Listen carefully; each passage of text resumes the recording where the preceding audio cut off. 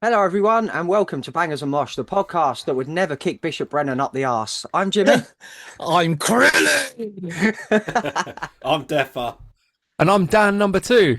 Hey! Hey, you all know who that is. It's the Pallet Master, the fourth honorary member of Bangers and Mosh, Mr. Dan Goldsworthy. How are you, mate? Oh, I'm great, thank you. Yeah, I feel like a veteran at this point after this is like the third year that we've all been hanging out together. And it sort of, again, it feels like ages that we've been like mates now, doesn't it? But yeah. Yeah, it does. Yeah, What, yeah. this is, I say that this is my favourite Forever time of the year. friends. Yeah, friends. Oh, but fucking festival wankers.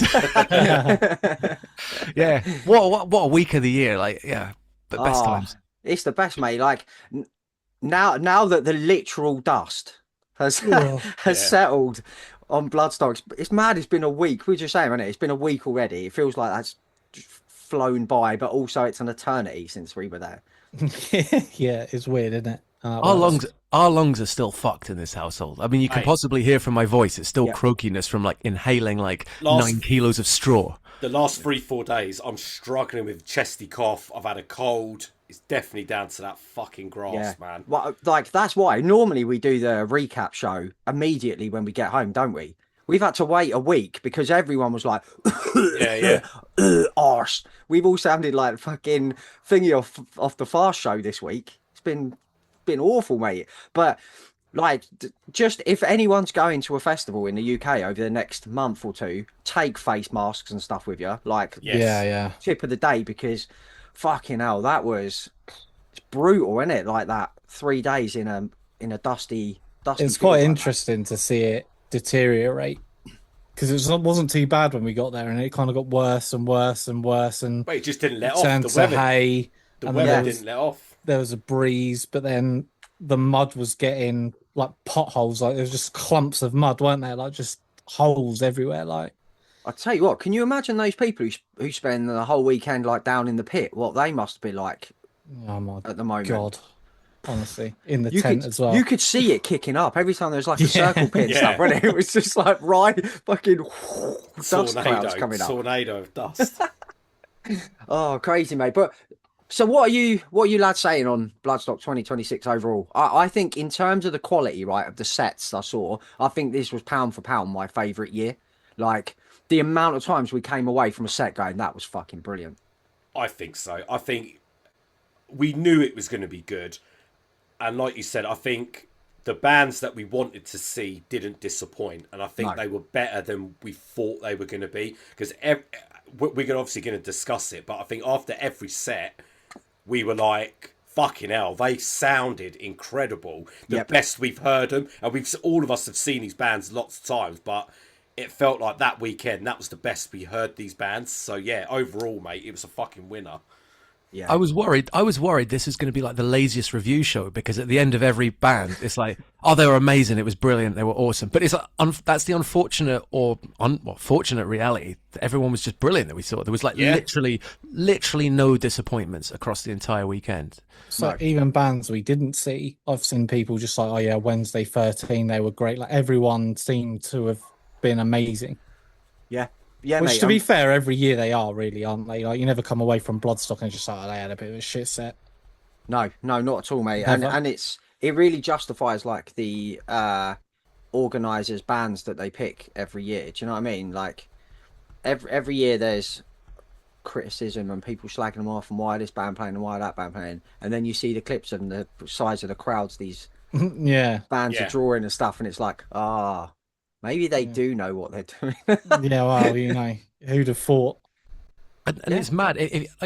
If you look at the bands that we saw, and I think one of the reasons it was so good is maybe that we're just getting a bit more used to this, but we really scheduled the bands that we watched really well, as opposed to, oh, let's catch 10 minutes of them, 10 minutes of them. We basically stuck around for whole sets.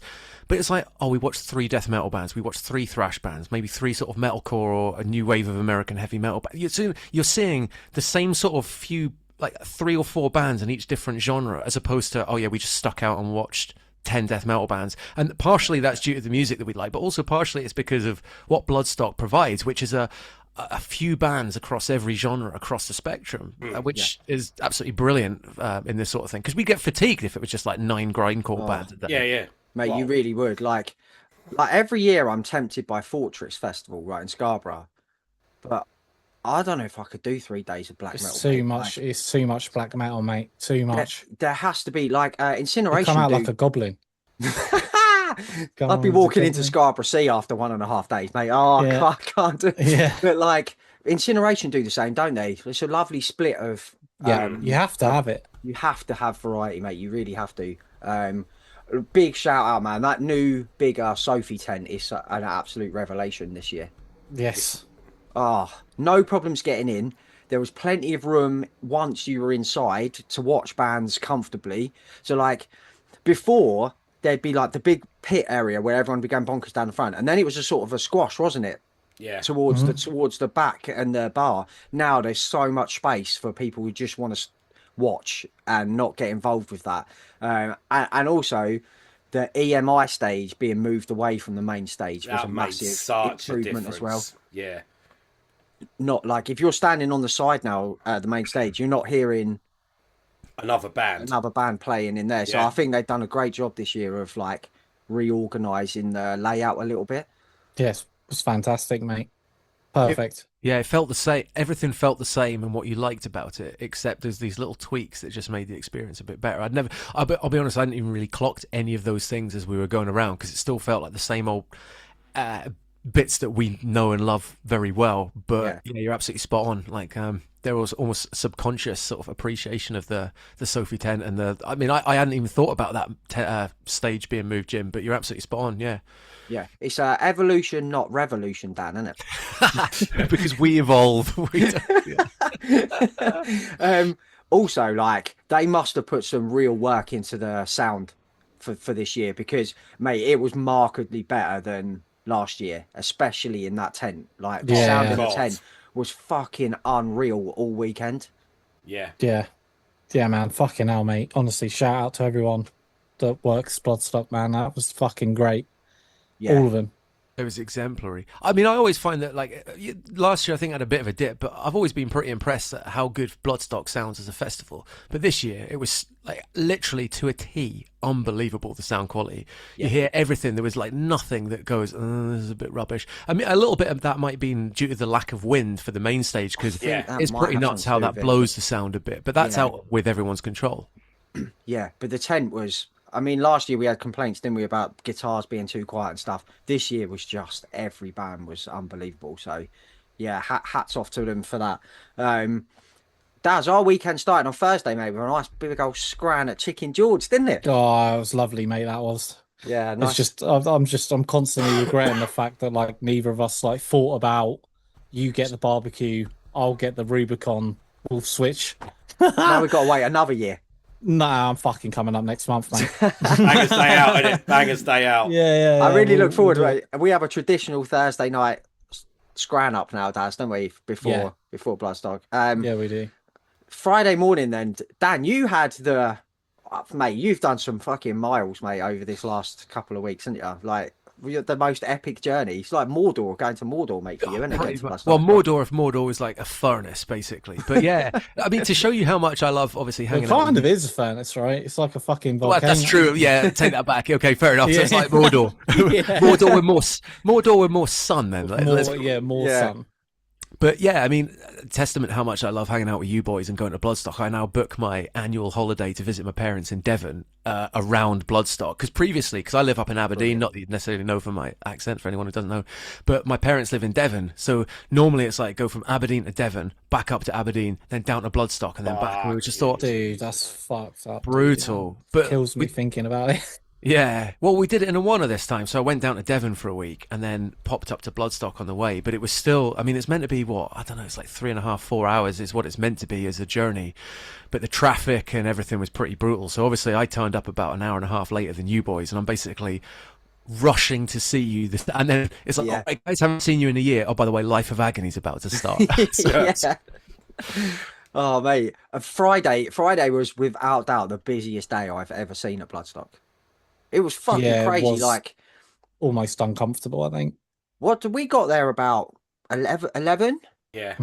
And we walked into like the Serpent's Lair bit. It was packed, wasn't it? It was like Yeah, it was heaving. fucking Ramos. I think it had something to do with the Thursday, obviously the main stage being open Thursday this year, didn't it? So I wonder if, obviously the Thursday main stage isn't open next year, so I reckon it'll probably be a bit more chill. But man, yeah, that was busy on Friday. And like shout out to Serpent Slayer as well, because they fucking like added these bean bags there now, which is a right shout.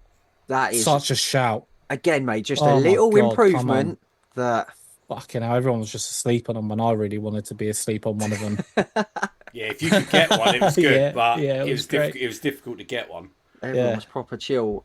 So the first band we actually caught then was Life of Agony on the Friday. It's a good way to go, innit? Oh, it's not First a bad band. start, man. Bad Dan, that's start.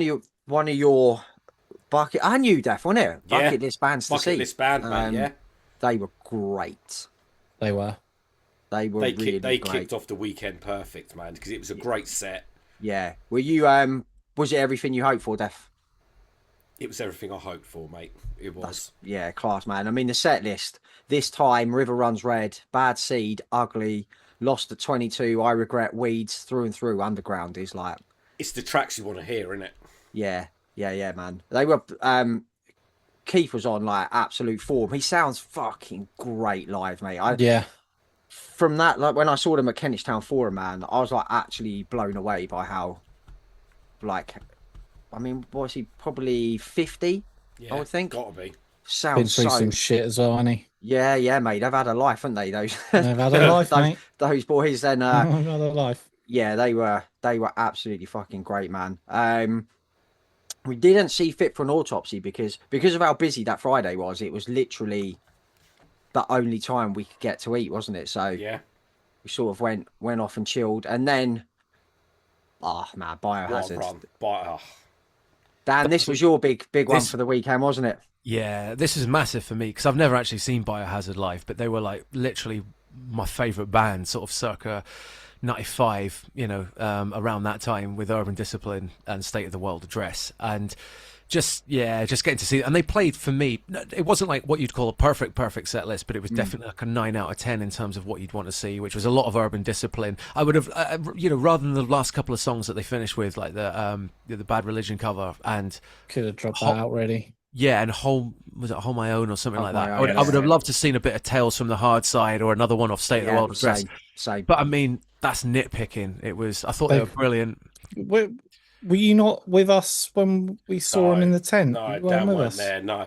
And I think the difference was yeah. that set was very State of the World Address. Oh heavy. yeah, massively, yeah. Very. Yeah. And the two times I've seen them now, both at the festival, it's nice to see a different balance. of Yeah, set they list. chopped it up a bit. They Yeah. chopped it up, so... Yeah. Yeah, it was 5 from Urban Discipline, 2 off the new one off the debut, which is and then 1 a State of the World Dress and 1 cover as well. So, like you said, Dan, drop the cover, Bosch Bosch Down for Life or something. I'm surprised they in there. didn't. Down we for we Life, were saying that Down was for a Life. I couldn't big- believe they... Big omission, that. Big omission. Dude, Down for Life's been on like the gym playlist for like the last 15 years. It's like just come on, do that.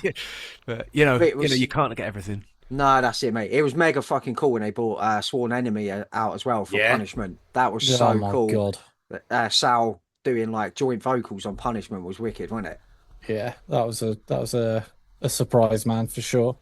Yeah, no one sort of expected them to be there, did they? It wasn't like, this is going to happen. It was a real Kind like, of.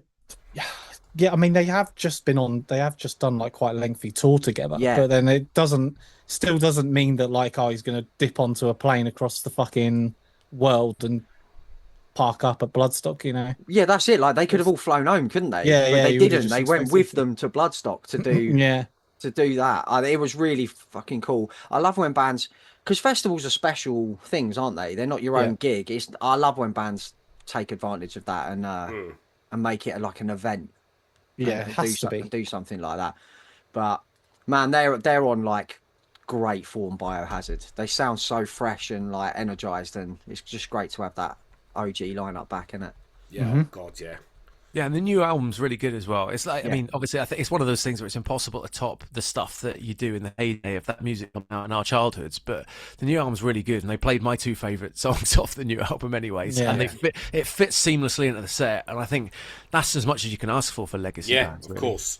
Yeah, absolutely, mate. Up next, then, the ultimate party festival band, Municipal Waste. They were, but it's almost like redundant to say Municipal Waste are great live, isn't it? They never disappoint. Every time we've seen them, they're just a great fun band. You watching them with a smile on your face. Yeah. Because he's such a fucking madman frontman, isn't he? He's crazy bastard, he is. Tony Forrester might be one of the funniest men on earth, if you ask me. Like, Yeah. halfway through the set, calling for a hydration break was like, and Dan, I swear, we looked around and nobody else got it, did they? No. There could have been many football fans because we were laughing our heads off. Yeah. And he was laughing his head off. And I think a little bit. Sorry, Def. Sorry, go. Well, again, this is another thing I enjoy about you boys, right? You like football and metal. Sports and heavy metal, just in general, are often they're very, very thinly overlapping on a Venn diagram. Like the amount of Canadian bands I've like spoken to and worked with are like, do you like ice hockey? I like ice hockey. And they're like, oh, not really. It's like, oh, I thought every Canadian loves ice hockey.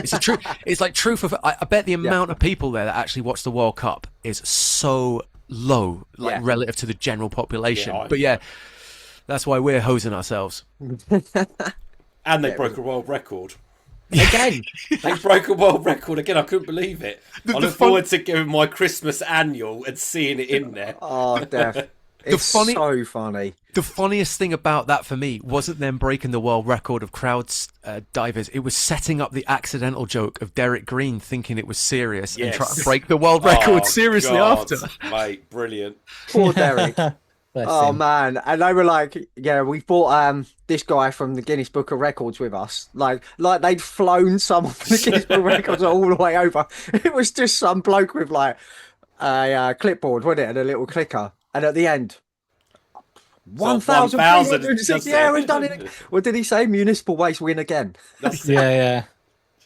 Oh man, they're just the best. Like, I tell you what, like they were probably my second favorite, thinking about it, band of the weekend in terms of how much I enjoyed it. But it reminds me so much of Warbringer last year, where on a Friday getting a really fun thrash band playing early middle of the set on the main stage. It just puts you in such a good mood. It's like, dear Bloodstock, please find more of these bands of that style to do that, because it's such a. It makes you just so happy, doesn't it? Yeah.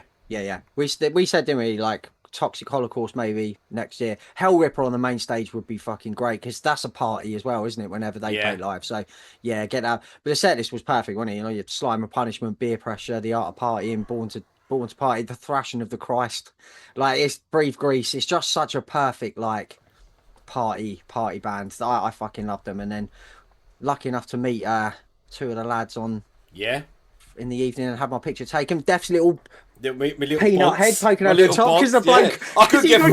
The most memorable picture ever. Like, I know, I'm sure, mate. I was literally ready to get in the middle. I was trying to get between them, and I don't think they saw me, and they sort of went together, and it was like, oh fuck, mate, he's gonna take the picture in a minute. I gotta get in it, and it was like, cheers, lads. I got scared the shit out of them. They probably didn't fucking realise I was there. Who the fuck's that bird? Oh right, it's him. It was so funny, mate. But yeah, it was.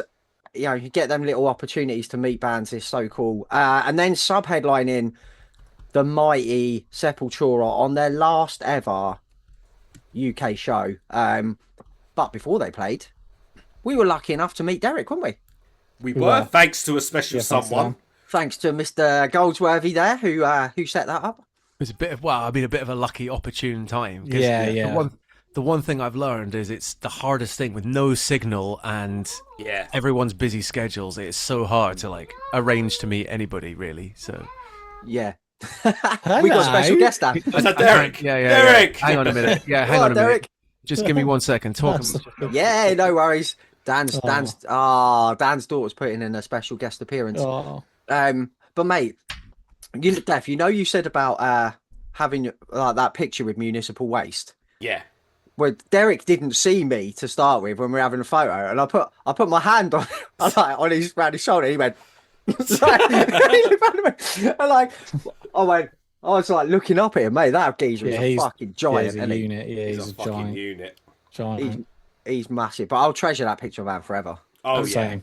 It made us feel a little bit all the more important when somebody else obviously seen what we were doing and came up after and said, oh, can I get a picture too, please? And they're like, no. Denied. Yeah, the press lady was like, no. Mate, Yeah, she meant sorry about business, didn't she, that lady?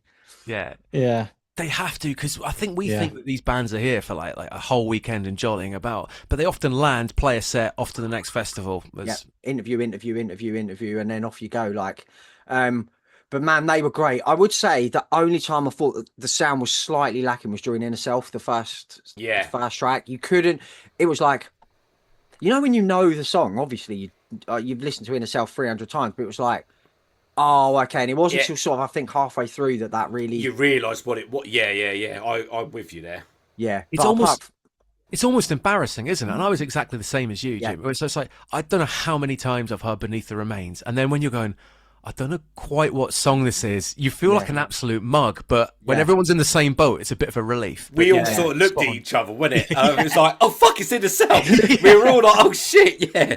We were thinking it. Yeah. I wonder if it's easier for bands, like, sound-wise, to start with a more mid-paced song to allow the sound to sort of kick in a little bit. Do you know what I mean? But you can't really do a set list thinking that way, I guess, can you? Shout out to the chick that was reading a fucking book during Sepultura's last ever fucking mate. Did you see that? Yeah, mate, I can't remember who I was. I think I was like nudging Steve, just like, this cunt's just fucking sat there reading a book, bruv. Reading a book during their last ever UK show. Yeah, mate, I was fucking fuming, like literally right in front of me as well. Like, I was like, "What are you doing? Like, what are you actually doing, brother?" It was a girl, but you know what I mean. But I was like, and then she'll be out there. I saw Sepultura's last UK show. Oh my God. No, excuse me. No, you didn't. You were reading the BFG. What fucking Derek was singing in himself. But there was a great, like, set list wise. I know it's their last ever UK show, and it's easy to go, I just want the classics, but it was a nice mixture of all of their. It was kind of felt like classic, newer. You could see the crowd reaction from the Derek era Sepultura stuff. Yeah, it didn't really gain momentum with the crowd, but when obviously the Max era stuff that they played, that's where you saw the crowd more bouncing. Everyone I wonder knows whether it he's more. just like, I'm fucking glad to be out of this now. You know what I mean? They must notice. They must notice reactions. Big cross to bear. It's a big fucking. It's it just is, fucking not possible. They must notice playing. Yeah, playing. People like see him for the for the early stuff, like. But you know what? Playing a track off Raw back and then playing a track off fucking Arise. He's bared that cross with such grace, hasn't he? Oh, mate. 100%, like fucking, and well played to the guy, man. Yeah. It's can't be easy living in that shadow for fucking like decades, can it? Like, nah, mate. Talking of bouncing, Def, you nearly went through the ozone layer when they started playing Attitude, mate. Mate, I couldn't believe it. When the intro kicks in, it's like, nah, I think they're teasing an intro. They're going to go to another track. And then it fucking kicked in. Yeah, that was huge, mate. That was a wish. It's one of the tracks. It's one of my favourite en routes. And it's like, they didn't play it when we saw them 3 years ago at Bloodstock. And it was like one of those, like, I don't know if they're ever going to play it. And when it was kicking in, I was like looking at Jim like, nah, it can't be. It's just an intro. And then mate, incredible, mate. Meanwhile, chapter 2 on Stephen King. Yeah. What else did we have? Desperate Cry, Attitude, Dead Embryonic Cells, Territory. They played good classics. They played good classics, man. Rat-a-Mahatta. I love Rat-a-Mahatta. Oh, yeah, that is a too. fucking tune, man. It is, Steve knew it word for word. Yeah, he was fucking. He's in there. He's credited on the album, mate. He's in the studio. I think of all Sepultura songs, Rat-a-Mahatta was the one that, back when it was released at the time, I was a bit, as a 13-year-old, a bit disappointed by it, but because it's not really like metal. It's like tribally weird. Yeah.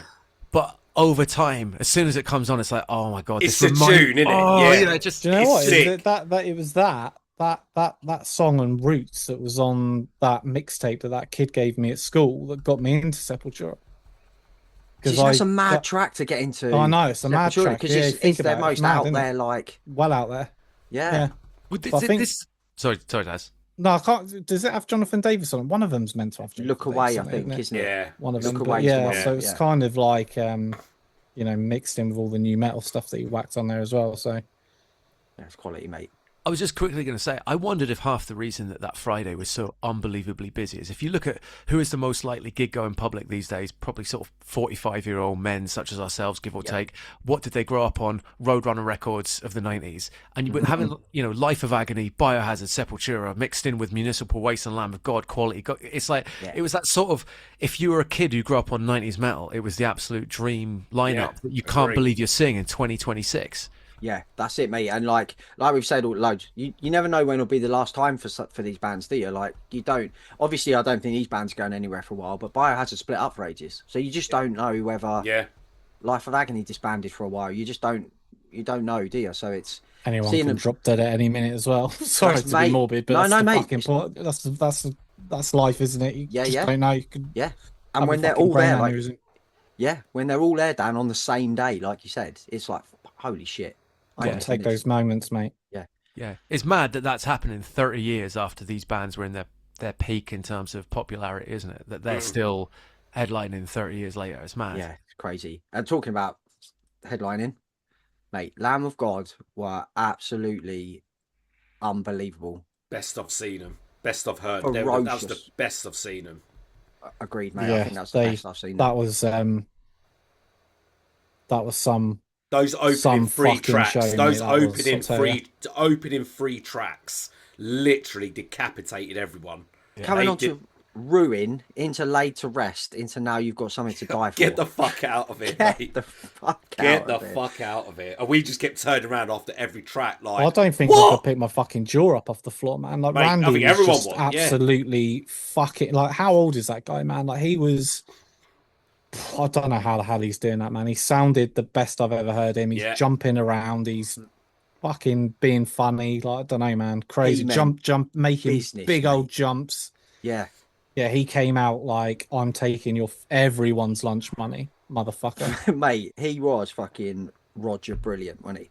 Yeah, he was Roger Brilliant. Man, he was, yeah. Do you know what? It took me too long to notice that his alter ego, Roger Brilliant, is the same initials as Randy Blythe. It took me about 4 days after. I was like, oh, RB, I get it. I didn't want to admit that, but that's out there now. It took too long. But mate, they even like the newer stuff as well, like Into Oblivion, Into Resurrection Man, Blunt Force Blues. Blunt Force Blues sounded incredible, man. That riff in that track, Def. Mate, ridiculous. They were like heads being leveled off when they were. That was an unbelievable set, man. And they treated that like a headline set, didn't they? Yeah. It was like, look, what's gone on before is good, but forget it. We're the fucking Dons today. And that's like, they went out there with that attitude of we're going to fucking level this place, and they did. Yeah, absolutely, mate.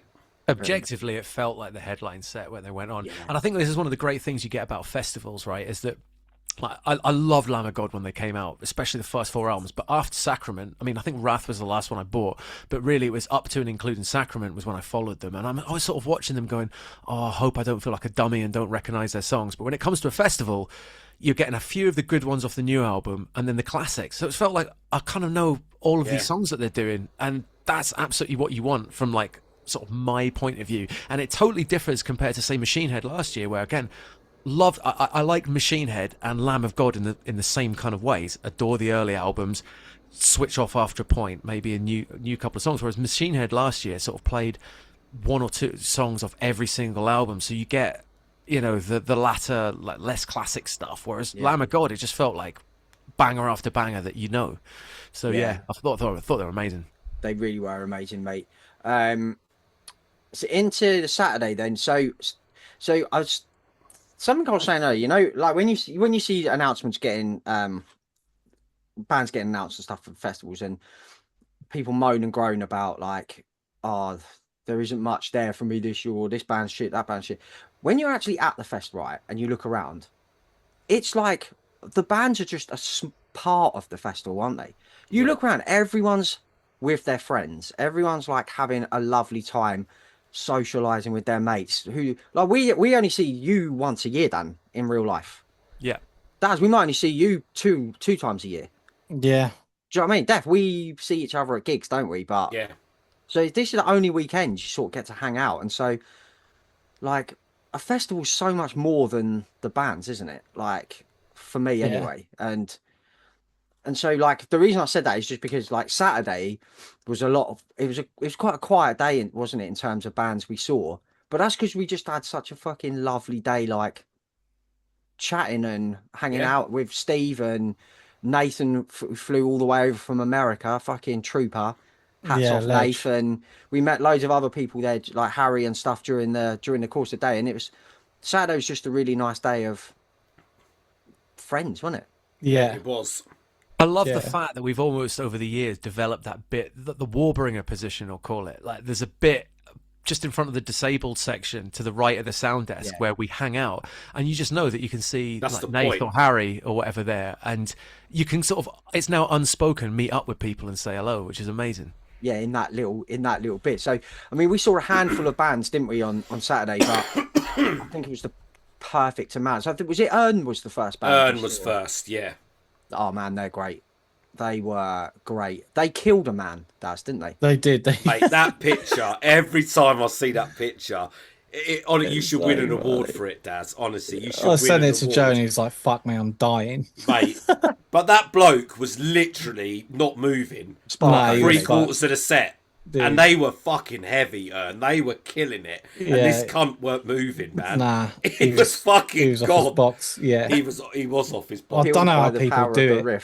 I don't know how people do it, mate. Do you know what I mean? He was in like fucking jeans, a t-shirt, smashed off his fucking bonce at like battle jacket. It's like 11 o'clock, 30 degrees. He's starfished in the dirt. Like I'm just like, dude, like. Fucking... He must have necked about 3 Still litres got of white another lightning. day and a half. White lightning for breakfast. White lightning on cornflakes. I wondered if Joe had absorbed all of his powers because he was not limping at all on stage after having a dodgy leg. So I thought he made it up, didn't he? Yeah. Joe, didn't he? Joe, you were hobbling around, Joe, on Friday. Yeah, we know what you were up to. Loading day. Sympathy, innit? Yeah. But man, they were great. I'm so glad they got switched from the tent spot. Oh, yeah. Those tunes are main stage tunes, aren't they? Yes, absolutely. Yeah. They'll be back and they'll be higher up the bill every time. I've no doubt about that. Definitely. Can't wait to see them at the Dome later this year. Saturday actually started off with a very lovely. We bumped into the whole of Celestial Sanctuary, didn't we, in the car park, which was when we got there. Yeah, that was nice. And then they inscripted us into the Celestial Street Team. Flyer in the festival for them. So we didn't charge you, Tom, but it's all good, mate. Don't worry about it. You know. Yeah, that's good. Slave labor. But I think they were the next. Were they the next band? They were next. Yeah, that was the first band in the tent we saw for the first band in the tent weekend, wasn't it, Def? Yeah, it was, mate. So I was like walking in with a little bit of trepidation about, obviously because how the sound was last year. Man, they sounded fucking amazing. And Daz, you were fucking... When you said that new stuff sounds unbelievable... Yeah, mate, opening with that song, mate. Yeah. Fucking Where the Blood Flows. It's so good. So good. I mean, the second album was a step up from the first album, and now it sounds like the third album's going to be a step up from the second album. Yeah. 100%. That's how you do it, isn't it? Good Lord Almighty. That's how you do it. They were sensational, weren't they? They were sensational, mate. Sensational Celestial Sensational Sanctuary. Is that the first time you've seen them, Dan? Yeah, it was. Yeah, because obviously, again, being up here and then being down there, I nearly went to see them in Glasgow actually a year or so ago. I can't remember who they were supporting. I think they were supporting somebody good, and it sort of tickled my fancy. But even that's like a 6-hour round trip, even for me to see bands in Glasgow. So I genuinely go for like stuff that I really, really want to see, in this day and age. But yeah, I thought they were killer, man. Yeah, I mean, I didn't expect any less, to be fair. Like you say, everything's stepped up, and I've got no doubt that this record will be, fantastic. Their logo looked all right as well, didn't it? That's it. They put it all nice and shiny, like on the big backdrop. That was good. Yeah, that was. I would have loved it if they'd have put like back in the day they used to put like subliminal messaging in the cinema and that they just flashed up your face quick. That was amazing. Do you know, I think it's really cool that with that tent as well is how like sometimes with like a second stage they don't allow any production value for bands, but they've allowed, like, when you go in there, every band has that massive screen. They've got like the big screens on the side, and they always have the big screens on the side. Yeah, they do. They've always had it, but a lot of festivals don't. No, they don't. So you'll go it felt like the main stage, but indoors. Yeah, yes, that's really it. So it's essentially what Bloodstock are allowing bands to do is bring like a massive production with them, so that it still feels like an event, even though they're not on the main stage, which I think is really sick, fucking cool. It's unbelievable. Because Celestial's backdrop was so sick, wasn't it? It With was like sick. the forbidden artwork that hasn't been allowed revealed. Like, and then and it was sort of gradually getting closer and closer in, wasn't it? Yeah, and then go back out. Yeah. And Dan's big logo flashing up on the screen. It just looks so cool, man. They're destined for big things, man. Oh yeah, definitely. God, yeah. So this is where we split off for the first time over the weekend. Dan and Daz and Steve, you went stayed in the tent, didn't you, and watched Stamping Ground? We did. Yeah, that was amazing, wasn't it, Daz? Like, It was amazing. That again is absolutely one of those gigs where you go, I don't know if we're ever going to get to see that. And frustratingly for me, I miss Stamping Ground in their heyday. There's one of those bands, you'll know, like Assert and Knuckle Dust and all of these other sort of bands of the 2001 circa UK hardcore scene. They'd always play the toilet venue near you, and you go, oh yeah, I'll see it. Until you don't have that opportunity anymore. Until now, it was quality, wasn't it? Yeah, I mean, it was. They did that fucking wall of death, didn't they? And it just came right back to us, didn't it? And I was like, oh shit, like what? like what? Like we're like by the mixing desk, and it just, I was like, oh, I think we're gonna have to move, guys. Were you like Ralph Wiggum on the bus? Yeah, 100% that, 100% that. I looked at Dan like, what are we gonna do? Yeah, I haven't got my insurance. And it was fun. And the nicest thing I suppose I could say, I was fully anticipating coming to join you boys at Nevermore halfway through that, and it got halfway through, and it was so good. The sound was amazing, and I just thought I have to see Officer Down. It's just one of those things that you've got to do, and I stayed for that. And basically, the second they finished their set, I like bolted right to the main stage, but it felt perfect, and I'm so glad I got to witness all of their set because it was brilliant, and a really quick, I don't know, 50 minutes or hour or however long their set was. So good. I think this was the biggest heartbreaker of the weekend, Def, wasn't it? Having to choose between. When before the weekend got announced, we saw that was the hardest decision we would have had to have made. Yeah, I'm gutted we didn't see Stamping Ground, but I'm so happy we saw Nevermore because that was a special set, man. Oh mate, it's them coming back is big anyway, but that lineup that they put together is absolutely spot on, isn't it? Like, vocalist is so powerful, so like he's got his own unique style, but it makes it sound easy, and it's like he's not even trying, and he's got this fucking powerful operatic type voice. It's just so easy for him. Yeah, and then watching Jeff Loomis live on stage, and the new guy as well. He's a freak. He's a fucking freak. The pair of them doing like synchronized sweep picking. I just like the amount of times me and you looked at each other, Def, like, it's like, I can't believe I'm hearing this. Going on here, like they were.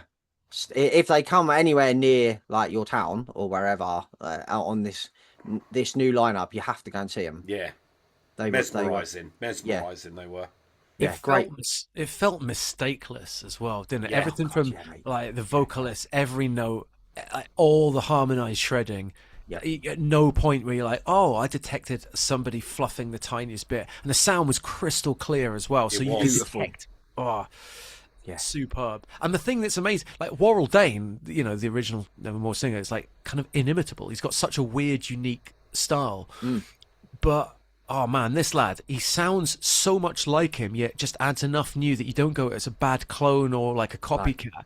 And he's just so talented, and really, it feels like, given the fact that you're not really watching very much of the original Nevermore lineup, but at no point do you feel shortchanged for it in any capacity. No, mate, I'm so glad he's back. And like Jeff Loomis, let's be honest, he was wasted in Arch Enemy, wasn't he? Yeah. Like, and it's so glad to see him back where he should be. And he looks stoked beyond words, doesn't he, to be back up there with that band that he should be up there with. And And just as fun as watching Nevermore was watching Joe from Earn side stage. Absolutely losing his shit, wasn't he? It was it was like, it gave me flashbacks to watching you, Dan, watching Opeth. Watching Joe, you're out of it.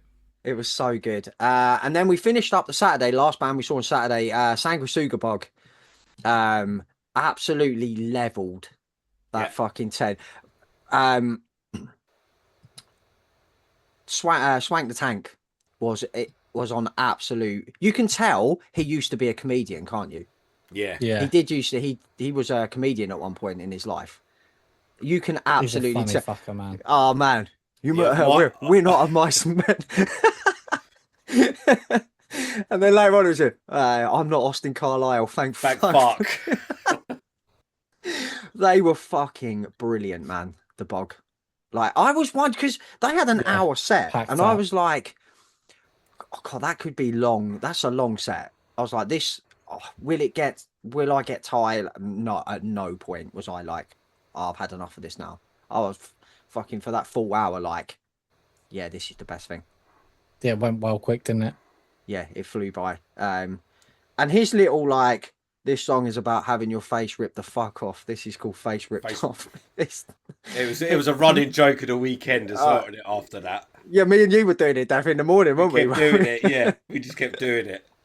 Oh, they were so good. Dan, they're like a band that I don't know if you're on record, if you're like a big fan, but yeah. Well, this is it. It's like I'm not a big fan. That doesn't mean I dislike them. It's just a sort of, I've checked them out plenty of times, listened to the new album, and it's okay. Wouldn't go back to it, but absolutely a band that after seeing them live has changed my opinion on them massively, because it was so enjoyable. And like you say, 10 out of 10 frontman, but the fun that you get in, that you understand from seeing them live, really makes you sort of reassess it. And I went back to the album, fun enough, as soon as we got home, and listened to it a couple of times, and really it just completely changed my opinion. It's the power of live music, that, isn't it? Yeah. It's so good. And like you say, Jim, I think the thing is, with a band like that, you kind of think, oh, an hour of this could be a problem. And I think for me, when you hear it, it's this low detuned death metal that kind of does the same thing repeatedly. Yeah. But you reassess after seeing that live, and I thought they were great, and I had so much fun during their set, and I'm so glad we went. I mean, we were never not going to see them, but I'm really, really glad that we saw them, and definitely a highlight amongst highlights of the weekend. Yeah, fun is the word, isn't it, for the Bog? Not like they're so good. So into Sunday then. Sunday morning. Breakfast. Well, firstly, we had a nice couple of shandies, didn't we, in the hotel bar Saturday afterwards. night, we did. Yep. Chatting about Tonky and Dombele and Robin Van Persie being a bit of a cunt and all sorts. We got into all sorts, didn't we? We did.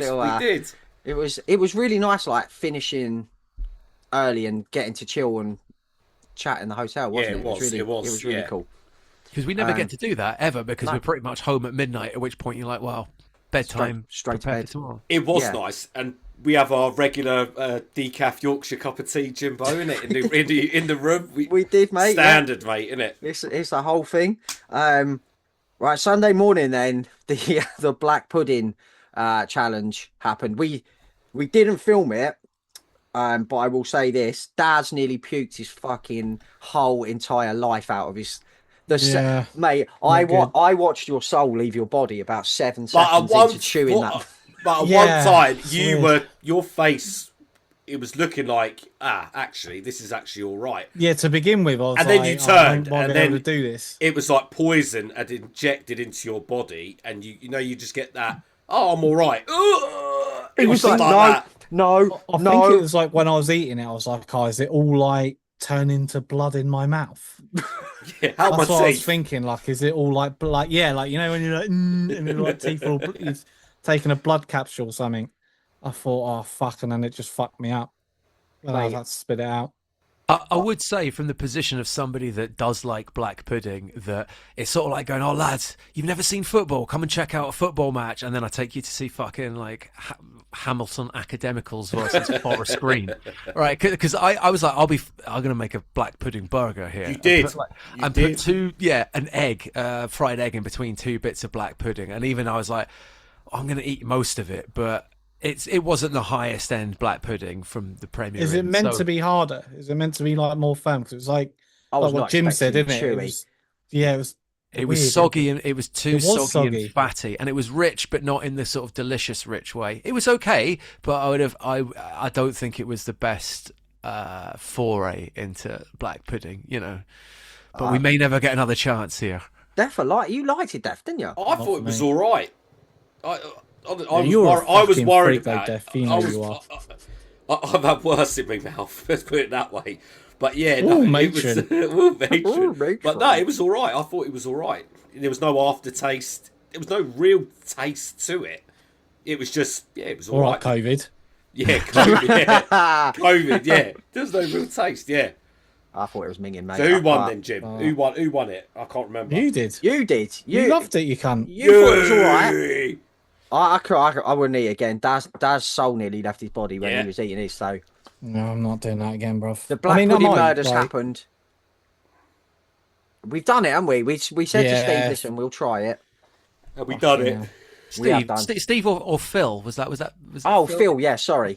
Yeah. Phil Hill from True Cult Pop. AKA P. No.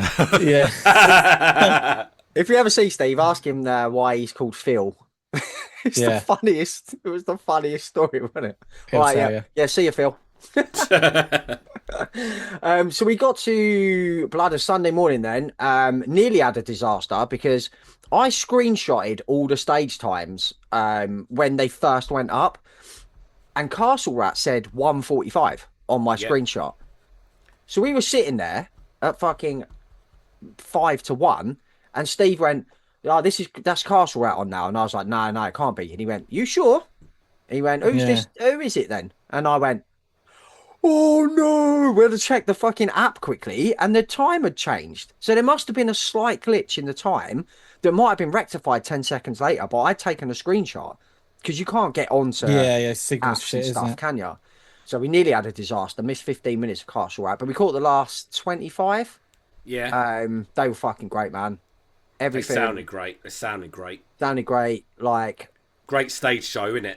Stage shows. It's not usually my thing, but the stage show really, man, I love that shit. Yeah, like it's like you're watching like a musical production. Like a theatre production. It's like a musical, like and, I love all that fantasy shit as well. It is fucking sick. They're a great really band. cool. Yeah, I really like Riley. Sort of, she narrates the set as it goes on, doesn't she? Yeah. So it's like this then happens, and this, and it leads into the next song, and then you get the next part of the story, and it's really fucking cool, man. And they've made a big step up. Like I listened to the debut album again the other day. It's okay, but the second album is a massive step up, and if they do that again on the third album, they could be destined for big things, I think. I think so.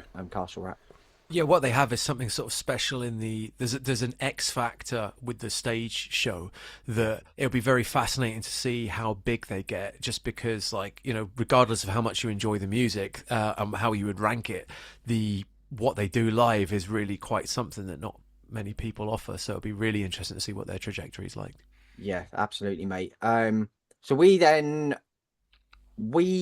joined the signing queue, didn't we, Def? The first time, the only time we were there. So I got my Castle Rat album signed. Def, you got a little signing card done, didn't you? Yeah, man. Which was really cool. And then it struck me afterwards that they were literally stood about 10 feet away from us in the Serpent's Lair bit. We could have just avoided that whole queue, and we could have done, yes. Yeah, but you don't think of these things in the moment, do you? Nah. Thick as arseholes, me and you, mate. So the next band we saw, Testament, were fucking great, right? Yeah.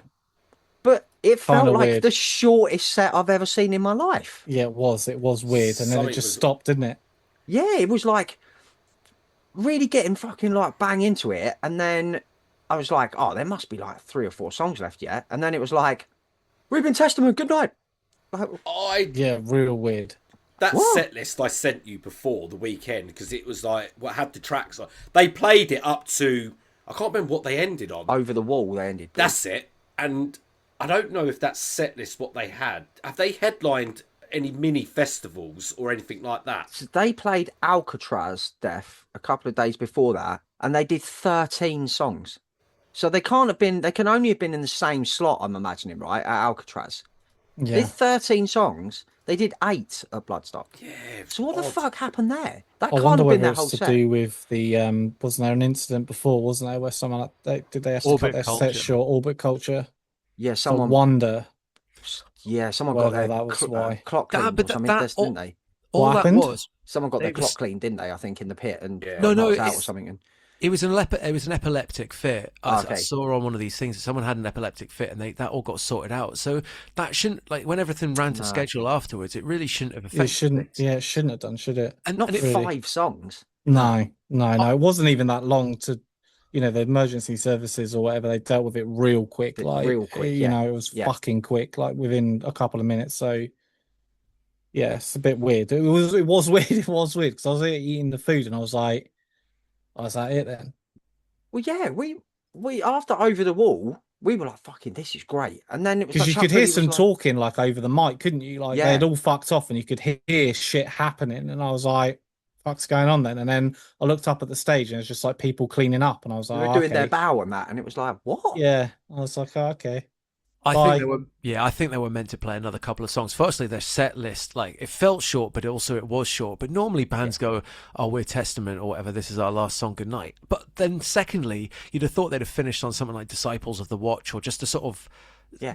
another classic that they definitely didn't play. Maybe there was something personal that was going on and like they were just like, look, we'll just have to wrap this up real quick. Possibly, mate. I mean, they did 14 songs at the festival before Alcatraz, so it was definitely cut short. There's Something, yeah. Yeah. But they played "Practice What You Preach," and that was another big fucking hitter for me, man, to hear that live. Played Electric Crown, mate, which is my favourite Yeah. Testament song. Oh, the set list was amazing. great. Like, they were brilliant. So, like, nothing against them. It was just like it was not enough of a good thing. That's the only, like, detracting thing to take But away the from good that. thing is they finished early. It allowed us to get our big hot dog. Oh, Otherwise, if they would have played 5 more songs, Dan, we wouldn't have had our fucking hot Oh dog. yeah, mate. shout We out would have that been fucked. fucking what was that place called? Like I mean, can't Was it remember. OMG Street Food or something like that? Something like that. Man. The burgers were fucking. we must have ploughed fucking like about 3 burgers each, mate. Those burgers. That weekend, that they were- hot dog they was were so fucking good. beautiful. They were so good. They So made some good money they out of us, ran mate. out. Yeah, They yeah. ran out of fucking patties, man. But they was a sick hamburger, mate. yeah, They made some money it was out of good us. to see them announce Pig Destroyer for next year, but there was a couple of Pig Destroyers during that little gap right there, wasn't there? Like, Yeah. Yeah. You boys smashed down some hot dogs. That hot dog death was about the size of your leg. Mate, it was It wicked. was big. So It was good. a good man. hot dog. It was. So shout out the hot dog crew for that. Black Label Society, next band we saw. Death, another tick off the old. Another tick, mate, and they didn't disappoint. They were great. Zach was on fucking fire, man. They're so much fun, aren't they? Yeah. Like another. We said it. Perfect Sunday afternoon main stage band. Yeah, Um, absolutely. And going into that solo section, Dan, and No More Tears, going into that, and then coming out of that was fucking great, wasn't it? Yeah, because some Jimmy Random right next to us started talking to us after we were sort of laughing and that for one reason or another. And he was like, "Oh, what Aussie song do you think they'll play?" And I was like, "What?" I was like, "Well, what Aussie song do you think you'll play?" And I can't remember what I said, but the boy went, "Oh, I reckon they'll play Mr. Crowley." And I was like, "Well, surely they'll play like one of the Zach Wilde Aussie songs." And then me and you just looked at each other, Jim, and at the same time went, "No More Tears." Yeah. And we didn't even really think that this was necessarily going to happen. It was just sort of conversing with a random guy in the crowd. And then, like, basically 5 minutes later or less, they just go into the solo section for No More Tears, which was obvious and absolutely perfect and not something that we'd have expected. Brilliant. I love the way they did that. He didn't cover the whole song. It was sort of, they trailed out their own song into the solo, and we were like, "Wait a minute, is that is it? Is it?" And it was, and then he played the rest of the back half of the song. It was fucking great, wasn't it? And him and the other guitar player, sorry, slips my mind his name, but they're like guitar duel they were doing, and they were fucking playing Mate, behind that their was heads incredible. and everything. That was They fucking were incredible. I swear they were playing dueling guitar solos behind their heads for longer than Testament played their set. Yeah, I think were. you're fucking right They there. were. They absolutely were. But they are like I said, a perfect festival band. We said being the bass player in the Black Label show must be the most fun, easiest job in the world, isn't it? It just looks like he's having the time of his life. It's like being a third choice goalkeeper, I reckon that. Yeah. Like it's just having the most fun and don't really have to do a lot. But they were great, man. Like Set This, Funeral Bell, Set You Free, Fire It Up, Suicide Messiah, Stillborn, just fucking great metal songs, man. And then absolutely one of the highlights. Was it 200? Did we see Body Count were first, weren't they? Oh, yeah. Yeah. Body Count were unbelievable. We knew they were going to be special. We knew it, mate. The size of the crowd gave you the hint. They did not fucking disappoint, man. And they opened up with the fucking tune I wanted them to open up. And we were having this rumble with it in the day. Now they're going to open up the other one. Yeah. Yeah. As soon as that riff came in, man. What, Rain and Blood? No, Body Count's in the house. Oh, sorry, yeah, the sort of but I was going to say, yeah, they kind of had that, but then went straight into Rain and Blood and the end of Postmortem. Brilliant. Yeah, I forgot about the Body Counts in the house, yeah. They were so good. Best sideman ever. Little Ice, yeah. He's like the ultimate hype man, isn't he? Yeah, hype man, yeah. Unbelievable. He kind of is like low key the star of the show, right? Because obviously Ice is the legend and the kind of he's got the aura, but Little Ice was unbelievable. He really carries that show in terms of like how fun he is. Yeah, there's a bitch in the pit, and it was him, wasn't it? Yeah, and then he got those kids up. I thought that was fucking so good. The funniest thing. Getting those two little kids up was so fucking funny.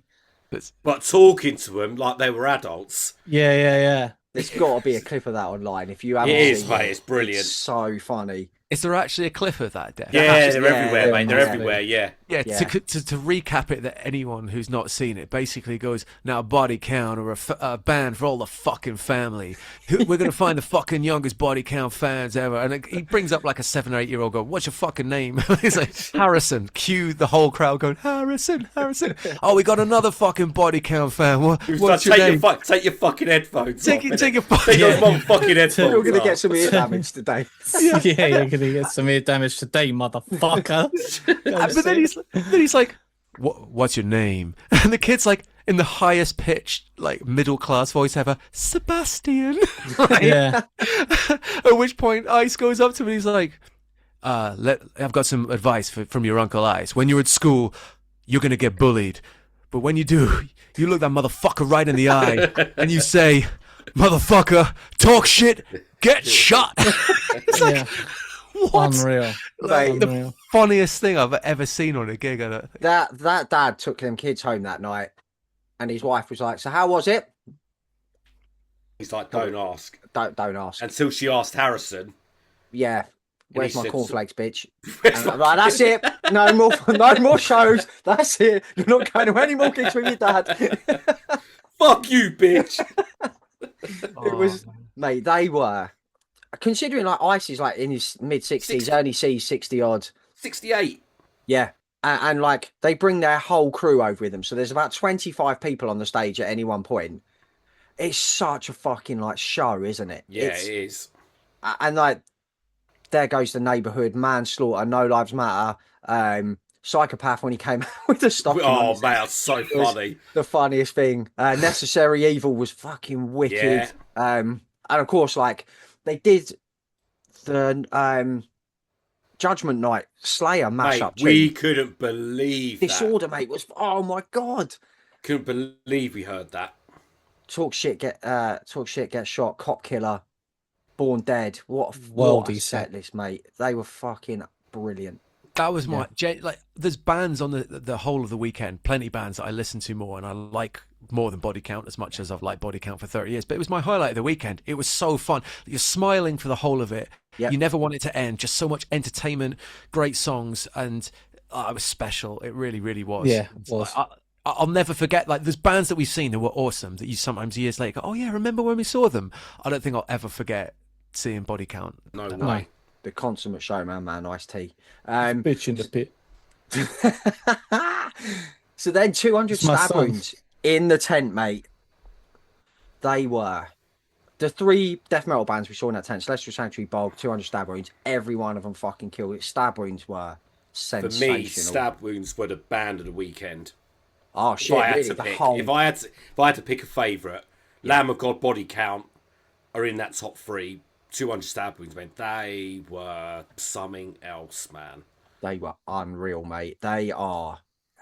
They're gonna be one of the all-time great death metal bands at some point. We'll be looking back in 20 years, and we'll be talking about Stab Wounds the same way we talk about Obituary and bands like that. 100%. They are fucking brilliant. Yeah. Yeah, I can't remember who I was saying to. I think it was you lads. That to me, that is what deathcore actually should be, rather than the terminology 100%. that we use with it. In the sense that they take old school death metal.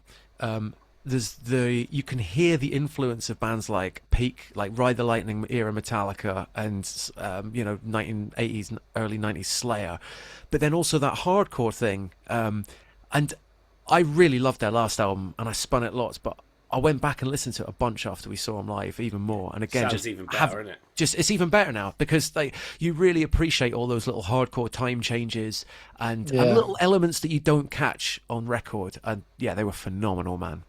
Yeah, and Steve's grown into a really great front man as well. He's like that like banter side of things that Tom and Dev have got. He's like developing that little bit of that as well now, like the run around really fast in a circle shit. Like he's really getting that. And we said as well, didn't he? His vocals are slightly in a higher register live. He's got a bit more of a hardcore bark live than he does the death metal voice. And the new song sounded unbelievable. So I think that album's done, isn't it? So that's going to be album of the year contender, mate. We're looking at there. If that has leveled up in the way that they previously had, like you say, that's going to be a no-brainer. Like in terms of death metal contender or just metal contender for sure. Agree, mate. So then to finish up, then me and you saw 50 minutes or 40 minutes of Priest, didn't we? After they came on a bit late. Did you stay for the whole thing, Dan? I didn't. I stayed for about 3 other songs. Okay. I was hoping to see Painkiller, right? And I think you left at a really, really good point because we got a lot of the classics, and I was like, as you started to walk away, I was like, oh, maybe I should have just walked to the car with Jim and Def and gone and said goodbye to Daz. But I was like, I need to see Painkiller like desperately. And I stayed for about 3 songs, and they were either newer ones or ones I didn't recognise as much. And I was like, regretting it a bit. So I was like, well, I'm going to go for a pee because I've got about a 7 or 8 hour car journey ahead. And just as I came out the toilets, I bumped into Steve, which was awesome. So I got to say a proper goodbye to Steve. And then as I was like, right, mate, my wife's picking me up in about 1 minute. Painkiller comes on. So I'm basically, it was amazing. I was basically walking back because everything else was quite quiet. I was walking to the car to the sounds of Painkiller for the entirety of that, and basically stopped at the edge of the car park or stopped until I couldn't really, hear it anymore. I was like, right, that is the perfect point to like leave this festival right here now, But they were great. I thought the sound as well was amazing. Yeah, it was, mate. Yeah, we left after Turbo Love of Death, didn't we? Yes, we did. Yeah, the 40 minutes we saw was great, wasn't it? Another one ticked off your bucket list, then, definite. Like, yeah, they were great. They were just. I mean, Rob is a fucking legend, man, and he's fucking. What is he? Early 70s. He's still fucking moving around. He's shaking around. He still sounds really good. He's still getting those highs. Maybe not as, but he's fucking effortless, man. The whole band sound fucking great. Yeah, absolutely, mate. A perfect way to end another perfect weekend at Bloodstock. So before we go, lads, let's just quickly go into 2027's lineup, because obviously that was announced after Municipal Waste finished. Merciful Fate headlining the Friday's brilliant. Can't wait. Not fussed about the other 2 headliners, but listen, they have to evolve the festival. So you know what? Moaning. I reckon Electric Callboy. I reckon they'll smash it, mate. I reckon it'll be really fun. They will smash it. They got a massive cheer when that announcement went up. So, Acid Bath sub headlining Merciful Fate is going to be brilliant. I'm really looking forward to see them. Yeah. Green Lung as well, subbing Electric Callboy. A weird one, that, but they're a really cool, fun band. Big songs. Children of Bodom, mate. Cannot wait for that, mate. That guy from Lost Society is. If you're going to get someone to fill those boots or pay homage to Alexei, he's the guy. 100%.